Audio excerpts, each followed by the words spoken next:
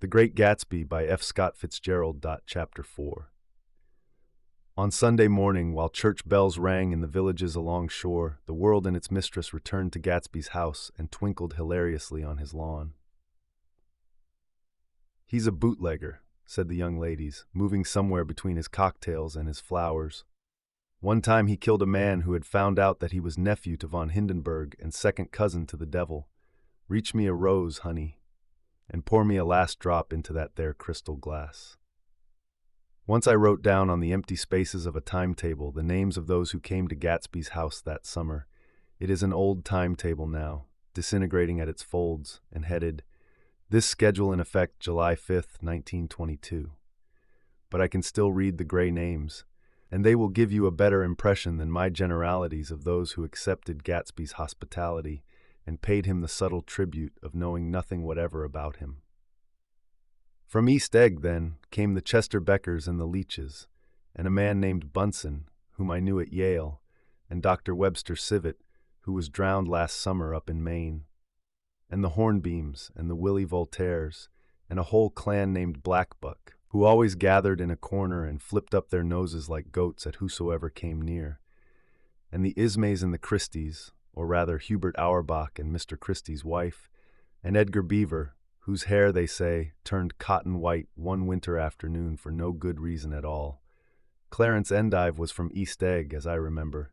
He came only once, in white knickerbockers, and had a fight with a bum named Eddie in the garden. From farther out on the island came the Cheadles and the O.R.P. Schraders, and the Stonewall Jackson Abrams of Georgia, and the Fishguards and the Ripley Snells. Snell was there 3 days before he went to the penitentiary, so drunk out on the gravel drive that Mrs. Ulysses Sweat's automobile ran over his right hand. The Danceys came too, and S.B. Whitebait, who was well over 60, and Maurice A. Flink and the Hammerheads, and Beluga the tobacco importer, and Beluga's girls. From West Egg came the Poles and the Mulreadys, and Cecil Roebuck and Cecil Schoen and Gulick the state senator, and Newton Orchid, who controlled films par excellence, and Eckhoust and Clyde Cohen and Don S. Schwartza, the son, and Arthur McCarty, all connected with the movies in one way or another, and the Catlips and the Bembergs and G. Earl Muldoon, brother to that Muldoon who afterwards strangled his wife. Da Fontano, the promoter, came there, and Ed Legros and James B. Rot Gut. Ferret and the de Jongs and Ernest Lilly, they came to gamble. And when Ferret wandered into the garden, it meant he was cleaned out, and Associated Traction would have to fluctuate profitably next day. A man named Klipspringer was there so often and so long that he became known as the Boarder. I doubt if he had any other home. Of theatrical people there were Gus Ways and Horace O'Donovan, and Lester Meyer and George Duckweed and Francis Bull. Also from New York were the Chromes and the Backusons and the Denekers and Russell Betty and the Corrigans, and the Kellehers and the Dewars and the Scullys, and S.W. Belcher and the Smirks, and the young Quinns, divorced now, and Henry L. Palmetto, who killed himself by jumping in front of a subway train in Times Square. Benny McClenahan arrived always with 4 girls. They were never quite the same ones in physical person, but they were so identical one with another that it inevitably seemed they had been there before. I have forgotten their names. Jacqueline, I think, or else Consuela, or Gloria, or Judy, or June. And their last names were either the melodious names of flowers and months, or the sterner ones of the great American capitalists whose cousins, if pressed, they would confess themselves to be. In addition to all these, I can remember that Faustina O'Brien came there at least once, and the Baedeker girls and young Brewer, who had his nose shot off in the war, and Mr. Albruxberger and Miss Haag, his fiancée, and Ardita Fitzpeters and Mr. P. Jewett, once head of the American Legion, and Miss Claudia Hipp, with a man reputed to be her chauffeur, and a prince of something, whom we called Duke, and whose name, if I ever knew it, I have forgotten. All these people came to Gatsby's house in the summer. At 9 o'clock one morning late in July, Gatsby's gorgeous car lurched up the rocky drive to my door and gave out a burst of melody from its 3-noted horn. It was the first time he had called on me, though I had gone to 2 of his parties, mounted in his hydroplane, and, at his urgent invitation, made frequent use of his beach. "Good morning, old sport. You're having lunch with me today, and I thought we'd ride up together. He was balancing himself on the dashboard of his car with that resourcefulness of movement that is so peculiarly American, that comes, I suppose, with the absence of lifting work or rigid sitting in youth, and even more, 76, with the formless grace of our nervous, sporadic games. This quality was continually breaking through his punctilious manner in the shape of restlessness. He was never quite still. There was always a tapping foot somewhere or the impatient opening and closing of a hand. He saw me looking with admiration at his car. "It's pretty, isn't it, old sport?" He jumped off to give me a better view. "Haven't you ever seen it before?" I'd seen it. Everybody had seen it. It was a rich cream color, bright with nickel, swollen here and there in its monstrous length, with triumphant hat boxes and supper boxes and tool boxes, and terraced with a labyrinth of windshields that mirrored a dozen suns. Sitting down behind many layers of glass in a sort of green leather conservatory, we started to town. I had talked with him perhaps half a dozen times in the past month, and found, to my disappointment, that he had little to say. So my first impression, that he was a person of some undefined consequence, had gradually faded, and he had become simply the proprietor of an elaborate roadhouse next door. And then came that disconcerting ride. We hadn't reached West Egg Village before Gatsby began leaving his elegant sentences unfinished and slapping himself indecisively on the knee of his caramel-colored suit. "Look here, old sport," he broke out surprisingly. "What's your opinion of me, anyhow?" A little overwhelmed, I began the generalized evasions which that question deserves. "Well, I'm going to tell you something about my life," he interrupted. "I don't want you to get a wrong idea of me from all these stories you hear." So he was aware of the bizarre accusations that flavored conversation in his halls. "I'll tell you God's truth." His right hand suddenly ordered divine retribution to stand by. "I am the son of some wealthy people in the Middle West, all dead now. I was brought up in America, but educated at Oxford, because all my ancestors have been educated there for many years. It is a family tradition." He looked at me sideways, and I knew why Jordan Baker had believed he was lying. He hurried the phrase, "educated at Oxford," or swallowed it, or choked on it, as though it had bothered him before. And with this doubt, his whole statement fell to pieces. And I wondered if there wasn't something a little sinister about him, after all. "What part of the Middle West?" I inquired casually. "San Francisco." "I see. My family all died, and I came into a good deal of money." His voice was solemn, as if the memory of that sudden extinction of a clan still haunted him. For a moment I suspected that he was pulling my leg, but a glance at him convinced me otherwise. "After that, I lived like a young Rajah in all the capitals of Europe, Paris, Venice, Rome, collecting jewels, chiefly rubies, hunting big game, painting a little, things for myself only, and trying to forget something very sad that had happened to me long ago." With an effort I managed to restrain my incredulous laughter. The very phrases were worn so threadbare that they evoked no image except that of a turbaned character, leaking sawdust at every pore as he pursued a tiger through the Bois de Boulogne. Then came the war, old sport. It was a great relief, and I tried very hard to die, but I seemed to bear an enchanted life. I accepted a commission as first lieutenant when it began. In the Argonne Forest, I took 2 machine-gun detachments so far forward that there was a half-mile gap on either side of us where the infantry couldn't advance. We stayed there 2 days and 2 nights, 130 men with 16 Lewis guns, and when the infantry came up at last, they found the insignia of 3 German divisions among the piles of dead. I was promoted to be a major, and every Allied government gave me a decoration, even Montenegro. Little Montenegro down on the Adriatic Sea. Little Montenegro. He lifted up the words and nodded at them with his smile. The smile comprehended Montenegro's troubled history and sympathized with the brave struggles of the Montenegrin people. It appreciated fully the chain of national circumstances which had elicited this tribute from Montenegro's warm little heart. My incredulity was submerged in fascination now. It was like skimming hastily through a dozen magazines. He reached in his pocket, and a piece of metal, slung on a ribbon, fell into my palm. "That's the one from Montenegro." To my astonishment, the thing had an authentic look. Orderi di Danilo ran the circular legend. "Montenegro Nicholas Rex. Turn it." Major Jay Gatsby, I read, for valor extraordinary. Here's another thing I always carry, a souvenir of Oxford days. It was taken in Trinity Quad. The man on my left is now the Earl of Dorchester. It was a photograph of half a dozen young men in blazers loafing in an archway through which were visible a host of spires. There was Gatsby, looking a little, not much, younger with a cricket bat in his hand.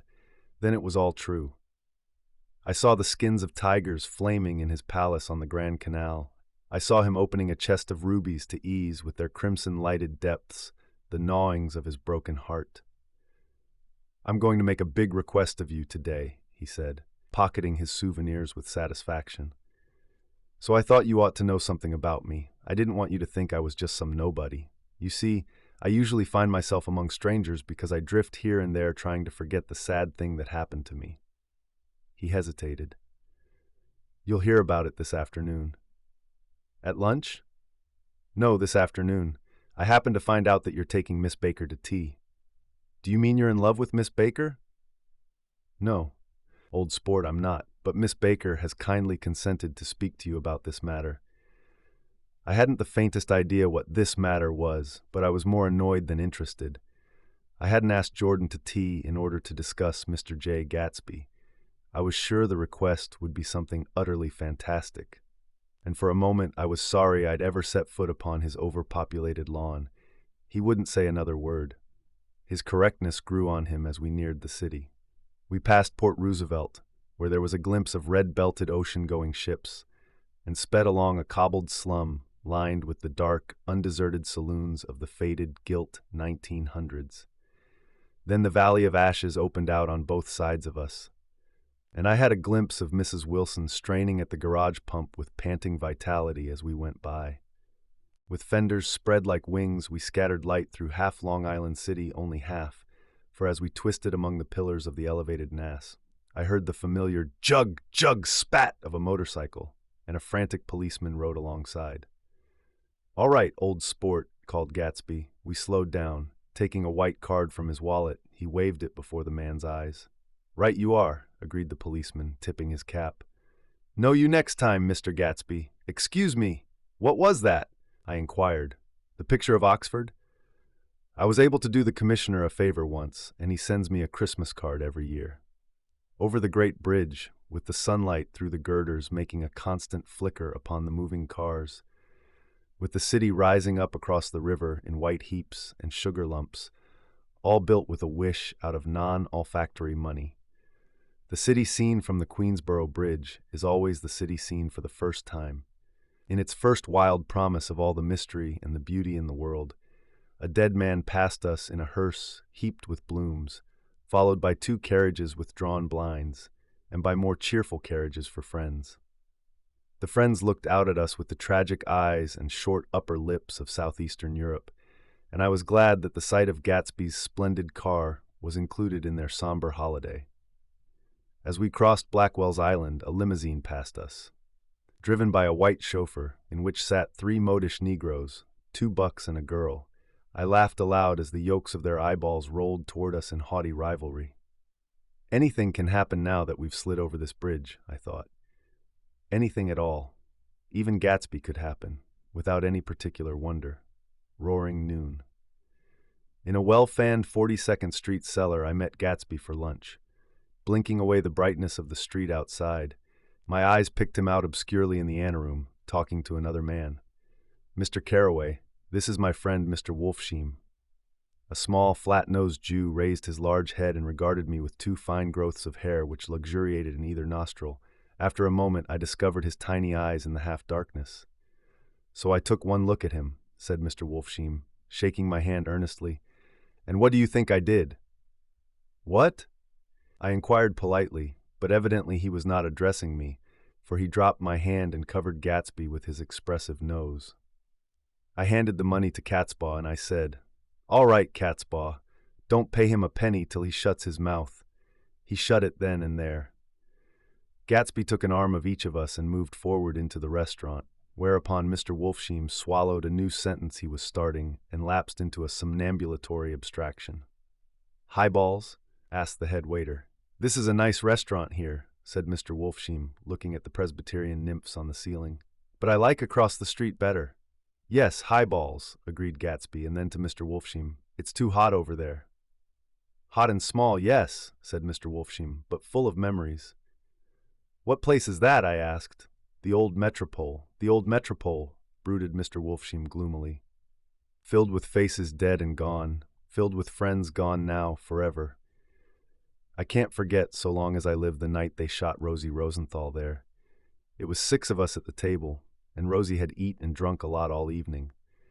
When it was almost morning, the waiter came up to him with a funny look and says somebody wants to speak to him outside. All right, says Rosie, and begins to get up, and I pulled him down in his chair. Let the bastards come in here if they want you, Rosie, but don't you, so help me, move outside this room. It was 4 o'clock in the morning then, and if we'd have raised the blinds, we'd have seen daylight. Did he go? I asked innocently. Sure he went. Mr. Wolfsheim's nose flashed at me indignantly. He turned around in the door and says, Don't let that waiter take away my coffee. Then he went out on the sidewalk, and they shot him 3 times in his full belly and drove away. 4 of them were electrocuted, I said, remembering. 5 with Becker. His nostrils turned to me in an interested way. I understand you're looking for a business connection. The juxtaposition of these 2 remarks was startling. Gatsby answered for me. Oh no, he exclaimed. This isn't the man. No? Mr. Wolfsheim seemed disappointed. This is just a friend. I told you we'd talk about that some other time. I beg your pardon, said Mr. Wolfsheim. I had a wrong man.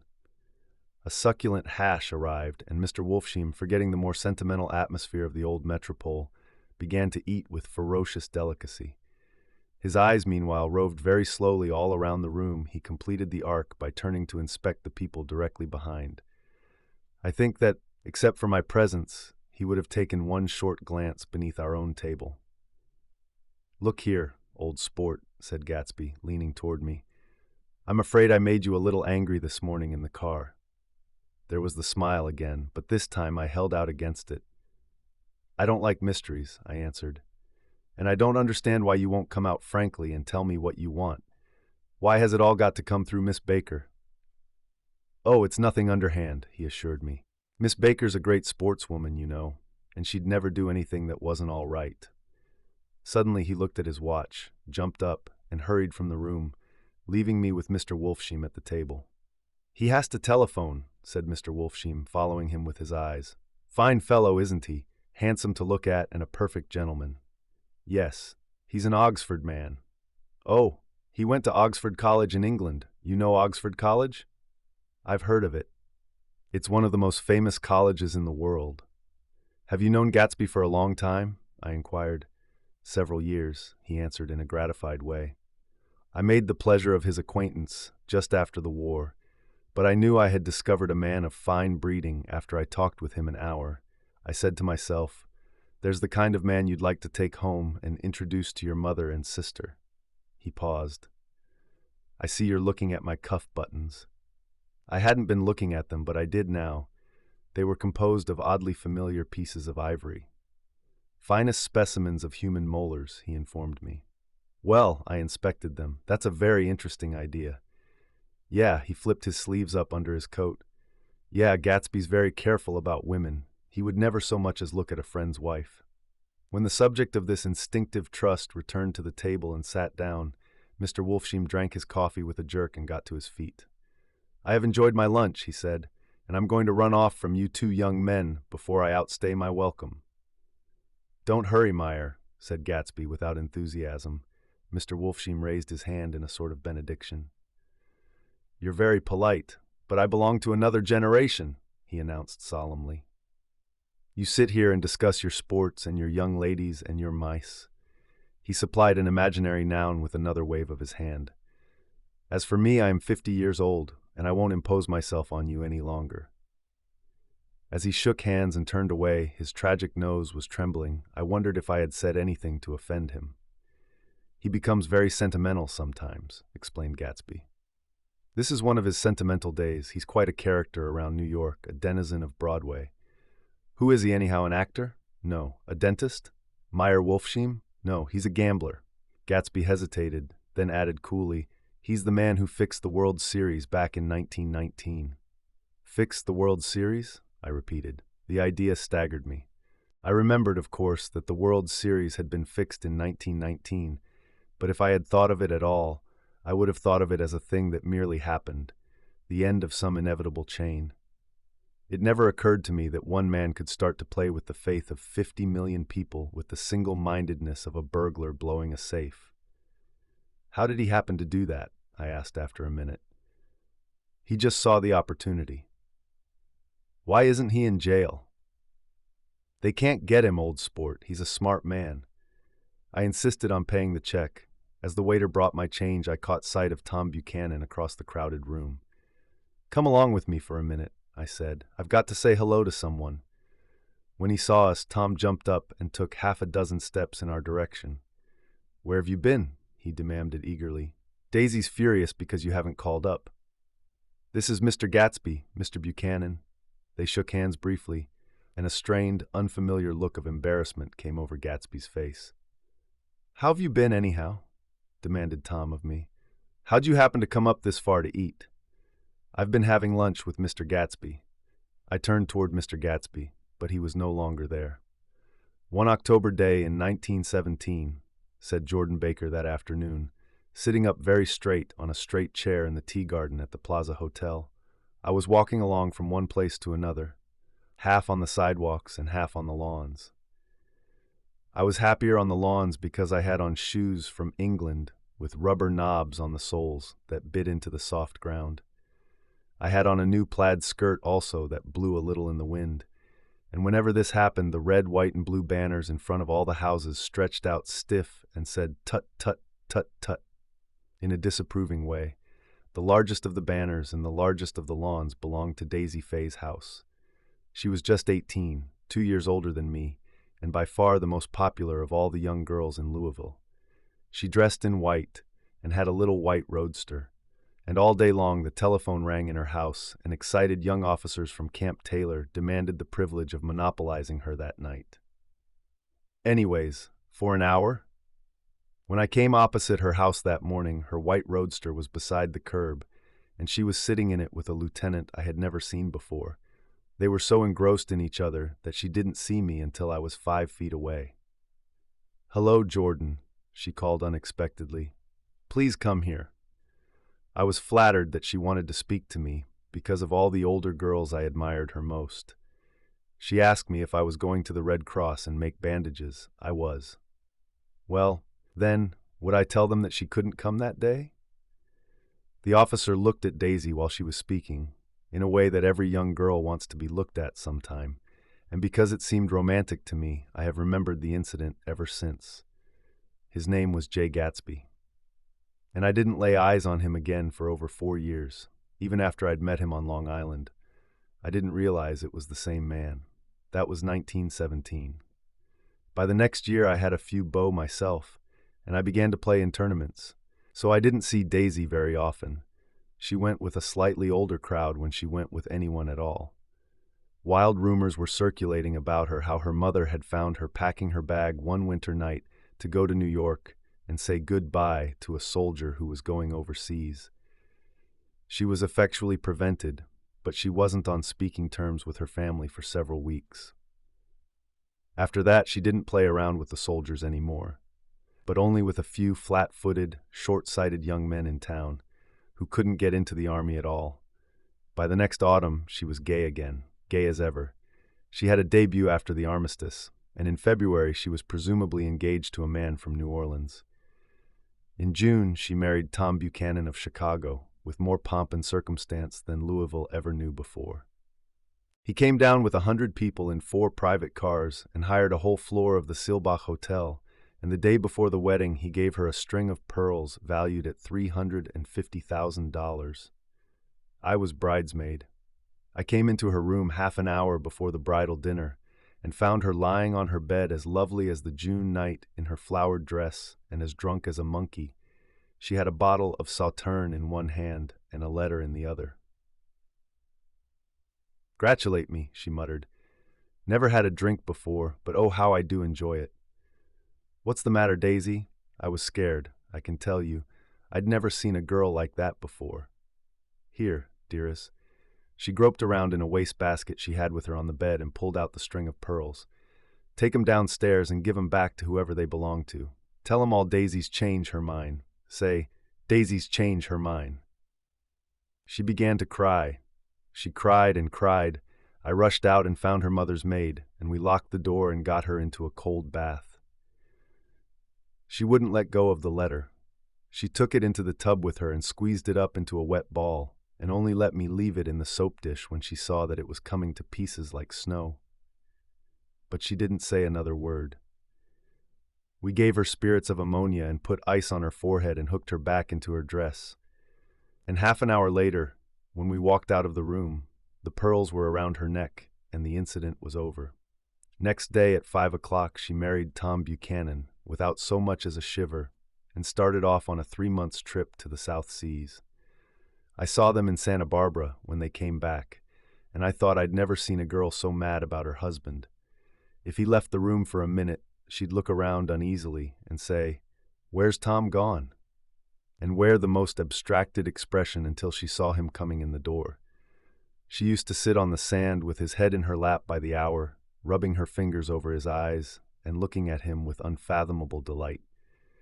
It was touching to see them together. It made you laugh in a hushed, fascinated way. That was in August.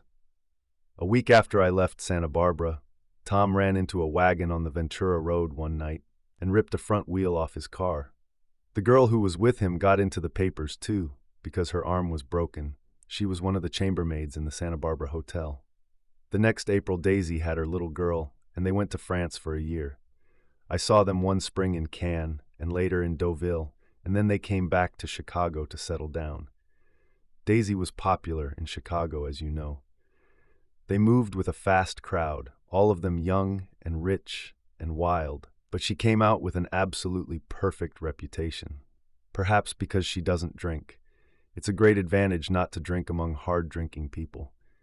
You can hold your tongue, and moreover, you can time any little irregularity of your own so that everybody else is so blind that they don't see or care. Perhaps Daisy never went in for amour at all, and yet there's something in that voice of hers. Well, about 6 weeks ago, she heard the name Gatsby for the first time in years. It was when I asked you, do you remember, if you knew Gatsby in West Egg. After you had gone home, she came into my room and woke me up and said, "What Gatsby?"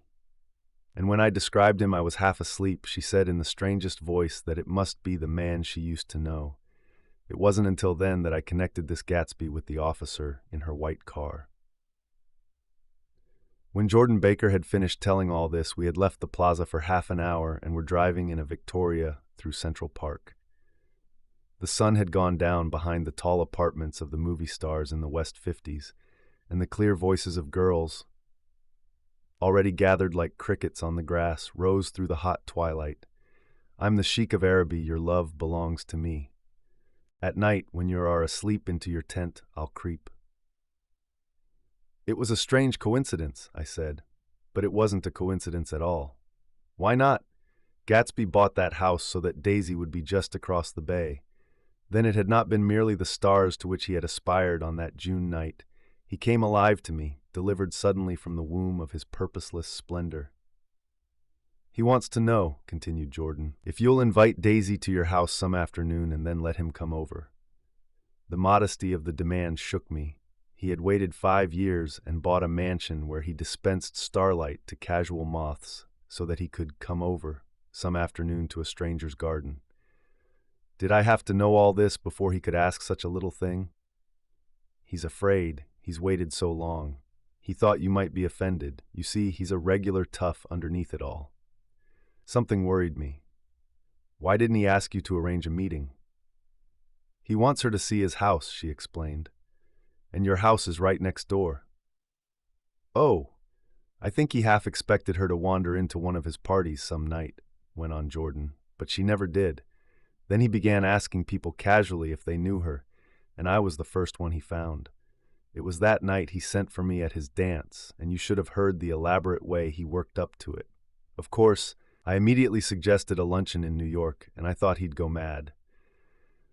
"I don't want to do anything out of the way," he kept saying. "I want to see her right next door." When I said you were a particular friend of Tom's, he started to abandon the whole idea. He doesn't know very much about Tom, though he says he's read a Chicago paper for years, just on the chance of catching a glimpse of Daisy's name. It was dark now, and as we dipped under a little bridge, I put my arm around Jordan's golden shoulder and drew her toward me and asked her to dinner. Suddenly, I wasn't thinking of Daisy and Gatsby anymore, but of this clean, hard, limited person who dealt in universal skepticism and who leaned back jauntily just within the circle of my arm. A phrase began to beat in my ears with a sort of heady excitement. There are only the pursued, the pursuing, the busy, and the tired. And Daisy ought to have something in her life, murmured Jordan to me. Does she want to see Gatsby? She's not to know about it. Gatsby doesn't want her to know. You're just supposed to invite her to tea. We passed a barrier of dark trees, and then the facade of 59th Street, a block of delicate pale light, beamed down into the park. Unlike Gatsby and Tom Buchanan, I had no girl whose disembodied face floated along the dark cornices and blinding signs, and so I drew up the girl beside me, tightening my arms. Her wan, scornful mouth smiled, and so I drew her up again closer, this time to my face.